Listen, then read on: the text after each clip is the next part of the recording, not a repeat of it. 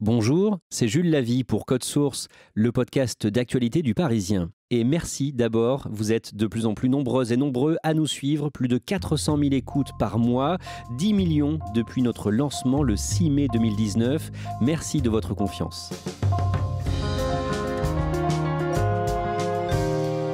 Michel Drucker a 78 ans, dont 57 de carrière. Après une lourde opération du cœur en septembre et 6 mois de convalescence, il est revenu à l'antenne sur France 2 le dimanche 28 mars. Michel Drucker avait retrouvé son public pour la première fois quelques jours plus tôt à la rédaction du Parisien pendant une interview menée par nos lecteurs. Michel Drucker a accepté qu'on l'enregistre pour Code Source. Vous allez donc pouvoir l'écouter dans ce podcast. Les coulisses de son retour avec Karine Didier, journaliste au service loisirs du Parisien.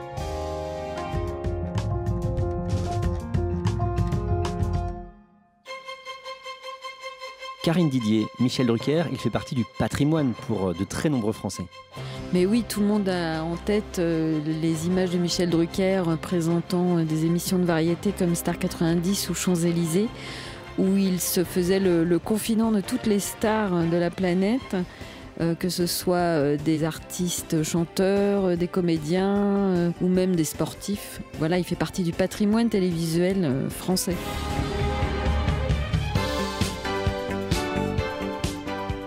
On a raconté dans un précédent Code Source l'opération du cœur qu'il a subie dans le plus grand secret dans un hôpital parisien le samedi 26 septembre, un triple pontage.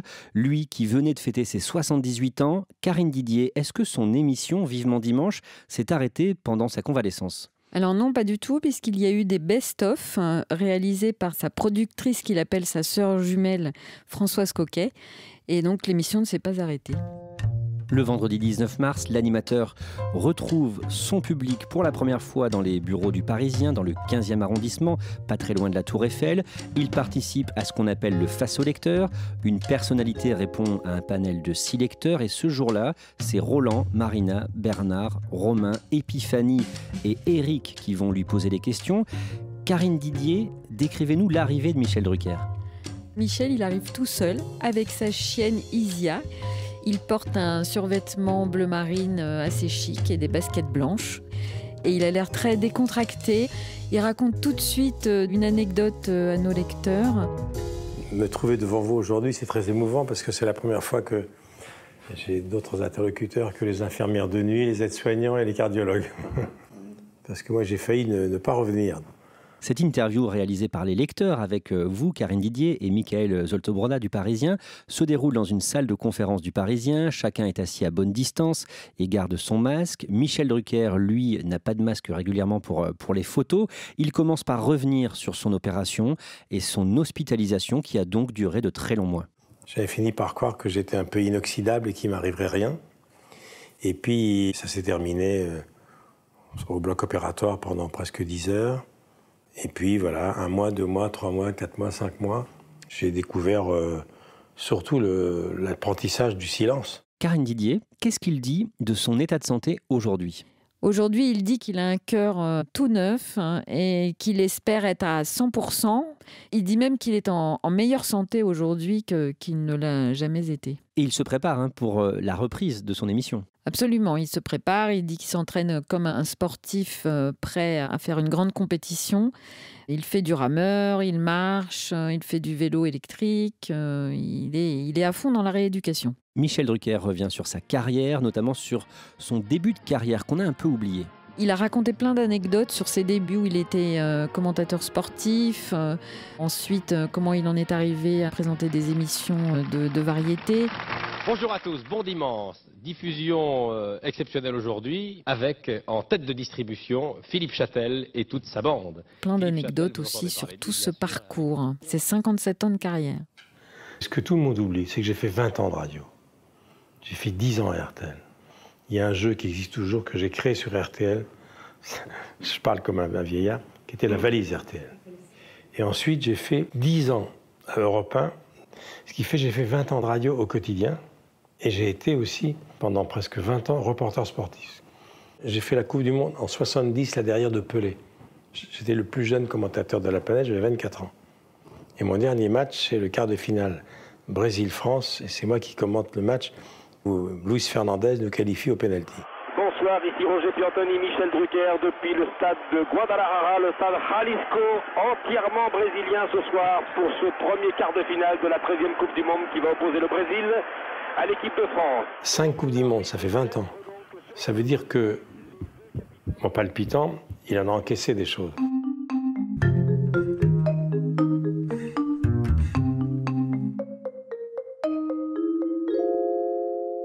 Karine Didier, les lecteurs du Parisien lui font aussi parler de son enfance. Il n'était pas le préféré de la famille. Non, il était considéré comme un peu le cancre. Il n'a pas fait de grandes études et son père, qui était médecin, lui répétait sans arrêt « Mais qu'est-ce qu'on va faire de toi? Qu'est-ce que tu vas devenir ?»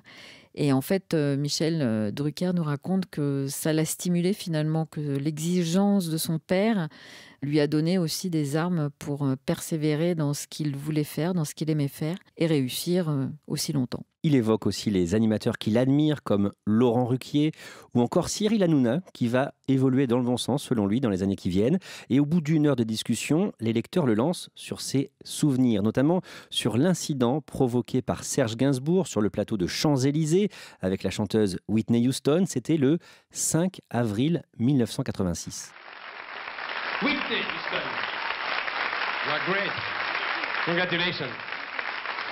Je vais maintenant vous présenter Serge Gainsbourg qui, pour vous, s'est mis en smoking. Voilà. Il dit que c'est le plus grand scandale de l'histoire de la télé, que ça l'a marqué à vie et qu'on continue de lui en parler encore toutes les 2 semaines. Voilà. He says you are great. Il dit que vous êtes très jolie.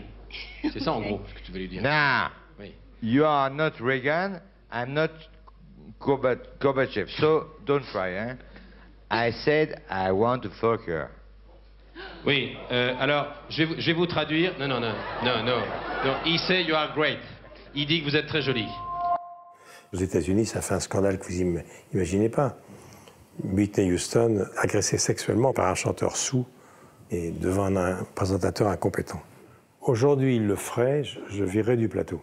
Bon. J'ai manqué de sang-froid à l'époque, j'étais encore un peu jeune, et d'autant que je ne l'ai pas viré du plateau parce que c'était à la fin de l'émission, il restait un duo. Et si je le virais, l'émission s'arrêtait parce que le duo, c'était lui et Mitchell qui chantaient Vieille Canaille. Mais la suite, que j'ai rarement racontée, c'est que bien entendu, je n'ai pas vu Whitney Houston pendant des années. Et puis, un jour, je présente avec Claude Schiffer les World Music Awards à Monaco, retransmis dans le monde entier, les plus gros vendeurs de disques qui étaient en direct depuis Monaco. Il y avait Jackson, Prince, Iglesias, il y avait Céline Dion déjà, et il y avait Whitney Houston. Quand je vois ça, je dis à Claude Schiffer, j'écoute, si tu pouvais te présenter toi, Whitney Houston, parce que moi, je ne l'ai pas vue depuis 6 ans, mais je peux te dire qu'elle ne garde pas un bon souvenir de moi.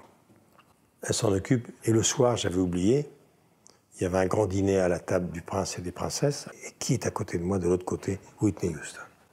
Et pour au bout d'un quart d'heure, je suis obligé de la voir face à face, elle me dit « What's your name? I'm sure I met you a long time ago. » Je suis sûr que j'ai rencontré il y a longtemps. Et là, je lui dis « Serge Gainsbourg. » Elle a éclaté de rire, elle me dit « Serge Gainsbourg. And you are? » Ah, Michael Drucker. Elle me dit, it was my worst nightmare, ça a été mon pire cauchemar. Et puis on a sympathisé. Mais c'est une question qui va me marquer toute ma vie. Il raconte aussi une anecdote moins connue concernant les tout débuts de Serge Gainsbourg. Oui, il nous dit que Serge Gainsbourg était pianiste dans un cabaret pour des chanteuses à texte et que la première productrice de Michel Drucker a repéré ce pianiste et un jour lui a demandé s'il écrivait aussi des chansons et il lui a présenté des textes qui sont La Javanaise et Le Poinçonneur des Lilas. Je suis le poinçonneur des lilas, le gars qu'on croise et qu'on ne regarde pas. Et il a aussi une autre anecdote sur Serge Gainsbourg et Brigitte Bardot. Absolument, une anecdote croustillante où il a dû aller frapper à la porte de Serge Gainsbourg qui ne venait pas pour enregistrer sur un plateau de télévision, qui avait 2 heures de retard. Et là... Il est enfermé avec Bardot depuis 3 jours. Gainsbourg a vécu une histoire d'amour courte mais passionnelle avec Bardot. Donc je tape, je lui dis « Serge, déconne pas. Ça fait 2 heures qu'on t'attend au but de son... » Et il répond pas. Et en guise de réponse, vous savez ce qu'il me fait? Une volute de fumée sous la porte.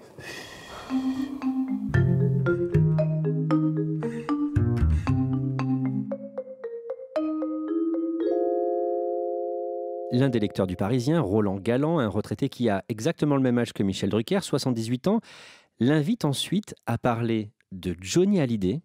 Et là, on découvre un Michel Drucker hilarant quand il imite Johnny Hallyday et raconte non pas une seule anecdote, mais les enchaîne. Il y en a au moins 5, 6, on n'arrive plus à l'arrêter. Johnny, à chaque fois, il me disait « Comment ça se fait ? Tout le monde imite le chanteur, mais personne imite le parleur. Pourquoi tu n'imiterais pas le parleur ?» Donc il m'a donné des cours.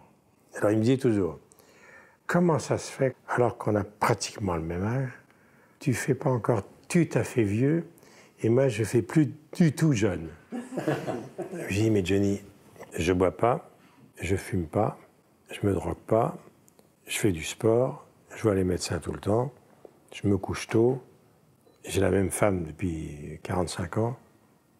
Voilà. » Et à chaque fois, il disait « Quelle vie de con !» Il a l'œil qui pétille, il prend le son de la voix de Johnny, donc au lieu de dire beaucoup, il dit beaucoup, et il nous fait beaucoup rire. Johnny, je vais déjeuner un jour à Marne-la-Coquette. Il y avait toute la famille, c'était avant Dallas, il y avait tout, Mamie Rock, toute la bande Baudou, enfin tous les beaux-parents, enfin tout le gang était là. Et puis bon, Johnny se lève à 12h30 comme toujours parce qu'il prend des comprimés pour dormir. Et j'étais là, le déjeuner s'éternise, moi j'aime pas qu'il y ait des blancs, alors je fais la conversation, etc. avec tout le monde. Et à la fin, j'ai dit 3h30, il faut que je rentre quand même. Et là, qu'est-ce qui me prend? Pour le remercier du déjeuner, je lui dis « Tu sais Johnny, qu'est-ce qu'ils étaient bons tes yaourts ?» Je savais pas que ça m'emmènerait très loin. Et là, incollable. Alors, tout le monde me le dit. C'est des yaourts aux fruits, à la fraise, à la poire, aux framboises. Ils viennent d'Ockstadt aussi. Tu devrais les goûter. Et tu devrais goûter mes petits également qui viennent là-bas. Mais quoi tes petits? Ben, mes petits Suisses. Ça va très bien. Alors voilà, il me fait 20 minutes sur ce yaourt. Il est 4h, j'en peux plus, je vais rentrer. Il me raccompagne dans ma bagnole. Il me dit, je t'ai fait un cadeau pour Dany, ta femme. Je t'ai mis une caisse de yaourt dans le coffre. J'arrive chez moi, ma femme me dit, qu'est-ce que c'est que ça? Ben, c'est Johnny. Écoutez la suite. 2 mois se passent. Il fait un Vivement Dimanche pour un album ou pour un film. Tous ses copains sont là. Il y a Jean Reno, il y a Lelouch, il y a tout le monde. Il y a Eddie, il est content comme tout ça. Et au milieu de l'émission, il se penche vers moi dans la pénombre. Et là, avec une tête comme s'il faisait la gueule, il me dit « Arrête ça tout de suite, viens dans ma loge. » On m'a pris de court, la lumière se rallume. Je décroche mon téléphone. Je dis « Excusez-nous, on a un petit problème technique. » On traverse le studio. On s'enferme dans la loge. Camus et tout le monde, qu'est-ce qui se passe? Ils se connaissent depuis tellement longtemps. Pourquoi il est en colère après Michel? Il me dit « Assis-toi. » Il va dans la loge. On s'enferme dans la loge. Tu sais que je t'aime beaucoup, depuis toujours, et je t'ai jamais fait de cadeau. Alors, je vais te le montrer. Je t'ai amené une caisse de yaourt. J'ai dit, mais Johnny, on est en pleine émission. Oui, mais je voulais te la donner tout de suite. Et il monte des yaourts dans ma loge. L'émission reprend. Je dis, mais Johnny, ça pouvait pas attendre 1 heure? Non, tout de suite. 2 mois se passent. Je suis dans mon bureau aussi de Gabriel. Il y a le gars de la sécurité qui me dit, Michel, il y a M. Hallyday qui est là. Je dis, non. À midi, c'était lui. Cucu. J'étais dans le quartier et je me suis dit, tiens, je vais faire plaisir à mon ami Michel, je t'ai apporté des yaourts. Il m'a poursuivi pendant des mois avec ses yaourts. C'est Johnny. Johnny Hallyday était visiblement très généreux. Un jour, à la Lorada, qui était la maison à Ramatuelle, qui était la contraction de Laura et de son fils, on fait un portrait de lui. Fin du tournage, il est content, ça se passe bien.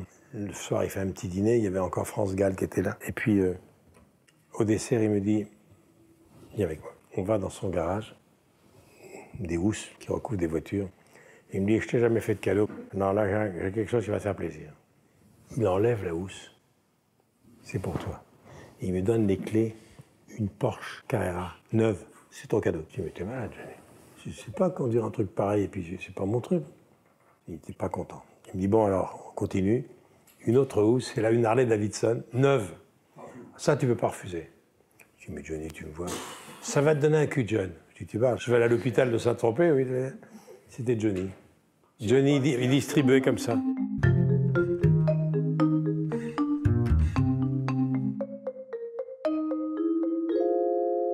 Karine Didier, il faut rappeler que Michel Drucker, à l'âge de 73 ans, en 2016, s'est lancé dans une nouvelle carrière. Absolument, il a décidé lui-même de monter sur les planches avec un one-man show parce qu'il voulait se mettre dans la peau de ceux qu'il avait l'habitude de recevoir, les artistes. Et en fait, il a pris goût à la scène et à ce jeu. Et sur scène, comme avec nos lecteurs, il raconte une anecdote sur Johnny et le Stade de France. Johnny, le plus beau souvenir de ma carrière, c'est moi qui étais le copilote de l'hélicoptère quand il est descendu d'hélico, ça de France. Et j'ai préparé ça pendant des mois et des mois et des mois et des mois. Et il m'appelait 2h du matin, toutes les semaines, pendant 6 mois. C'était en janvier 98, et lui chantait en septembre. Et il m'appelait en pleine nuit. Je dis, Johnny, qu'est-ce que tu fais? Je dis, je dors. Ben, réveille-toi. Et en pleine nuit, il me disait, est-ce que tu as vu le film Apocalypse Now de Coppola? Tu sais, ils arrivent à 4 hélicoptères, ils attaquent le Vietnam, on va attaquer le Stade de France à 4 hélicoptères, et tu vas me larguer sur la fulle, bonne nuit. Alors, ma femme me réveille, elle me dit, qu'est-ce que t'as? Écoute, j'ai rêvé. J'ai fait un cauchemar. Il y avait Johnny qui m'appelait. Ma femme me dit, rendors-toi, t'as fait un cauchemar. 15 jours après, c'est Johnny, qu'est-ce que tu fais? Je dis, je dors. Tu dors tout le temps? Je dis, écoute, Johnny, à 4h du matin, on dort. Est-ce qu'ils sont prêts, les hélicos? Je dis, mais Johnny, je me suis renseigné, c'est pas possible. On n'a pas le droit de survoler une foule. Si, les Beatles l'ont fait à San Francisco. Je dis, oui, mais les Beatles, ils l'ont fait, mais il y avait une DZ, une drop-in zone. Il y avait un truc de gazon sans public posé. Eh bien, tu fais une drop-in zone, toi-même. Je dis, comment ça? Je suis arrivé avec ma tondeuse à gazon et au Stade de France, je vais te faire, bon. Tu te démerdes. Jean-Claude Camus, je l'appelais, il me dit, laisse tomber, oublie. Mais je dis, mais il ne me lâche pas. J'ai appelé à l'époque, c'était l'Élysée. J'ai appelé le ministère de l'Intérieur, les pompiers, la sécurité civile, le maire de Saint-Denis, le Stade de France, et j'obtiens un hélico. Alors je l'appelle finalement. Johnny, réjouis-toi, c'est bon. On aura un hélico. C'est pas beaucoup. Je dis quoi, ça, c'est pas beaucoup. Johnny, on n'a pas le droit, je te le dis, il n'y a que le SAMU et la sécurité civile. Ah ben on arrive avec 4 hélicos du SAMU. Je dis non, on peut pas. J'obtiens un hélico. Écoute bien, Johnny. On va décoller d'ici les Moulineaux. Tu seras devant, harnaché. On va prendre un hélico spécialiste des sauvetages en montagne, avec un vrai pilote professionnel, moi je serai à côté seulement. On va décoller d'ici les Moulineaux. On va aller au-dessus de la Défense, direction le Stade de France. 50-60 mètres du sol. On n'a pas le droit de surveiller la foule. On va faire un circulaire autour du Stade de France, car c'est un ovale vu d'en haut. On va t'élitroyer. Tu vas descendre à un endroit précis. Tu salueras la foule, comme Céline Dion devant le Titanic. On va couper. Le temps de l'intro, l'intro c'est allumer le feu, on te descendra en dessous par une espèce d'ascenseur et tu sortiras par le sol. J'ai rien compris. Ouais, je dis Johnny, je dis écoute, on va répéter. On va faire un vol de reconnaissance avec Laetitia. Non, pas avec la Tatiana. Pourquoi? Elle a peur. Je dis mais si, il faut qu'elle vienne. On l'a fait. D'abord, on l'a fait, mais j'oublie. On décolle le jour J. On arrive à la hauteur pratiquement du 2e étage de la Tour Eiffel et on va vers la Défense. On ouvre la porte de l'hélico dans un fracas épouvantable parce que les pales de l'hélico, ça fait beaucoup de bruit. Et là, Johnny devient blanc. Arrête ça tout de suite. J'ai le vertige. 6 mois de boulot, Johnny, on nous attend. J'ai le vertige. Et je crois que je vais gerber sur la Défense. Il l'a fait. On a les images, il l'a fait.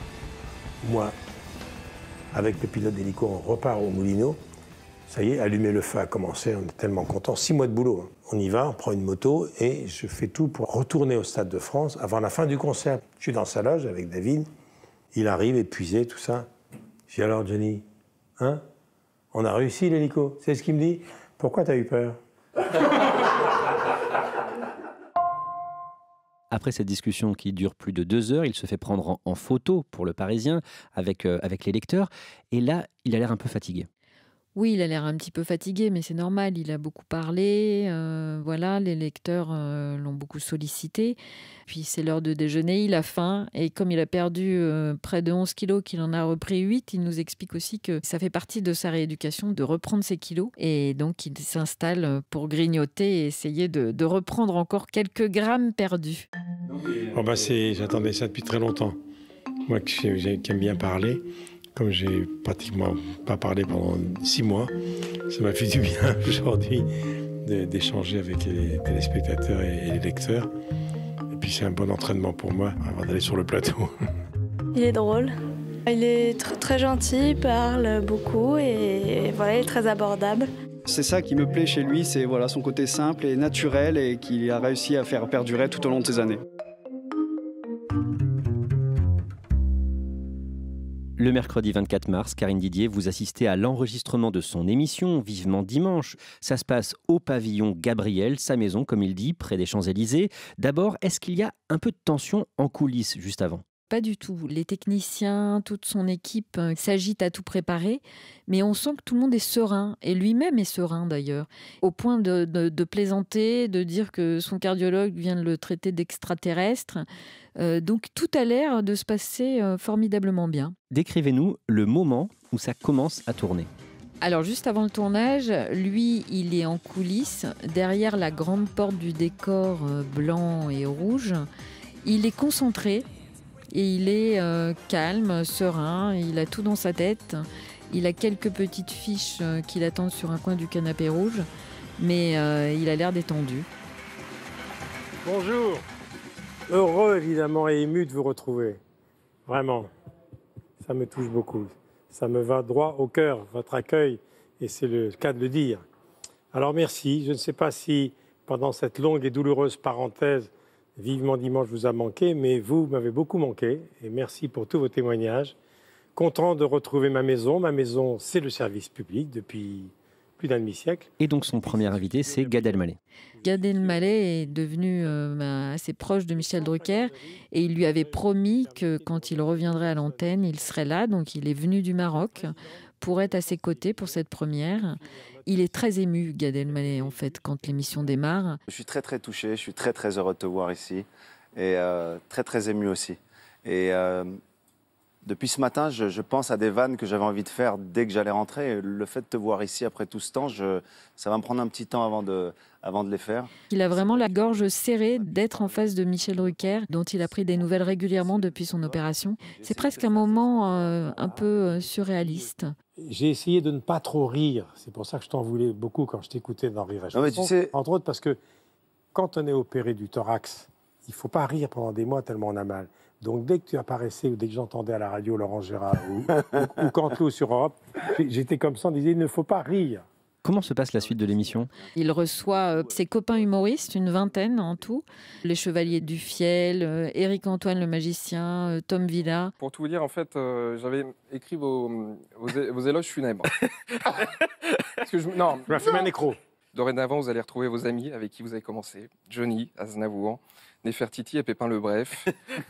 Prenez soin de vous, Michel, et embrassez ceux qu'on aime. Et j'espère que là-haut, il donne des cours d'anglais parce que I want to fuck you, vraiment, ça ne veut pas dire il voudrait vous offrir des fleurs. Il ne porte ni oreillette et il n'a pas de prompteur. Donc dès qu'il y a un petit problème technique, il décroche un petit téléphone rouge qui est juste à côté de lui, sous la coudoir du canapé, pour appeler la régie. Et c'était amusant de voir qu'il avait toujours ses réflexes, il a toujours la pêche. Il relance aussi les humoristes et tout est fluide. Il a tenu le coup pendant les quelques 2 heures qu'ont duré ce premier tournage ? Alors, il a tenu le coup à tel point que même à la fin du tournage, il plaisantait encore avec les humoristes qui lui disaient « T'es en forme, tu vas encore rester au moins 10 ans ». Delphine Ernotte, la présidente du groupe Public, dit qu'elle le trouve incroyable de reprendre aussi tôt après son opération. Et voilà, elle y croit, elle est épatée par la performance de Michel Drucker lors de cet enregistrement. Vous qui avez vu ça aux premières loges, donc avec le face au lecteur quelques jours avant, et ce tournage, c'est impressionnant ? C'est très impressionnant parce que déjà pendant le face au lecteur, j'avais trouvé qu'il avait l'air plutôt en forme. Mais là, sous les projecteurs, on a l'impression qu'il renaît, que ça le dope en fait. On ne peut même pas imaginer une seule seconde en le voyant qu'il a subi une telle opération parce qu'il a plutôt bonne mine. Et il est à l'aise, il a retrouvé tous ses réflexes. Et même les techniciens autour me disaient « mais il est quand même épatant ».